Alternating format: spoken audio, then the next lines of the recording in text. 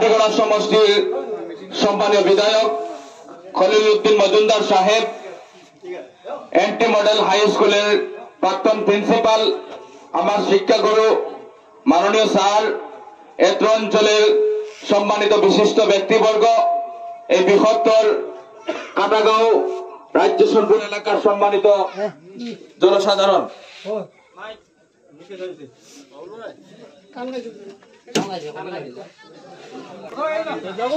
Hello,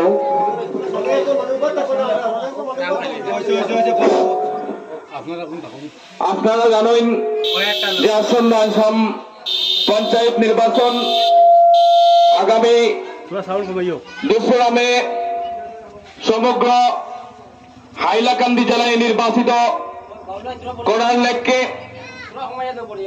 আগন্তুক পঞ্চায়েত নির্বাচনে কালীনগর পাইকান জেলা পরিষদ সমষ্টির ভারতীয় জাতীয় কংগ্রেস দল আমার সহধর্মিণীকে টিকিট প্রদান করেছে। আপনার সহযোগিতা, আপনার সাহায্য, আপনার দোয়া এবং আশীর্বাদে আমরা এই কালীনগর পাইকান জেলা পরিষদ সমষ্টি ভারতীয় জাতীয় কংগ্রেস দলকে উপহার দিতাম। কারণ বর্তমান যে ভারতবর্ষের অবস্থা, মানুষ, আমরা হাইলাকান্দির মানুষ রাজনৈতিকভাবে বঞ্চিত, আমরা লাঞ্ছিত, আমরা প্রতারিত, আমরা অবহেলিত। বর্তমান সময় অত্যন্ত জটিল আর কঠিন।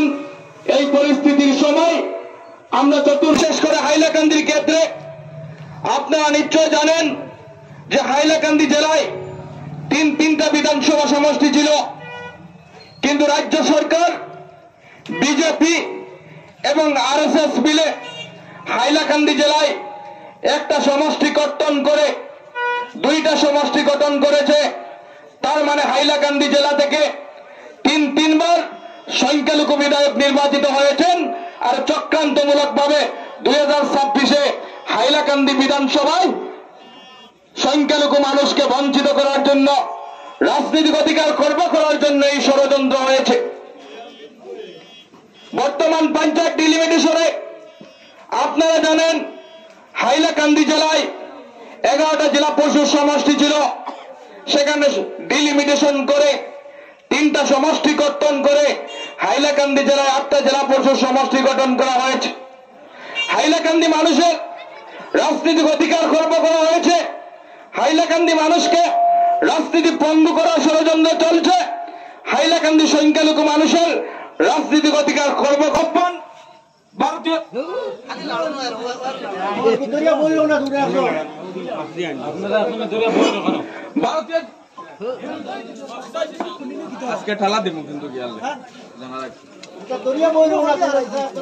আমরা সজাগ হওয়ার প্রয়োজন রয়েছে, আমরা ঐক্যবদ্ধ হওয়ার প্রয়োজন রয়েছে, আমরা ইউনাইটেড হওয়ার প্রয়োজন রয়েছে।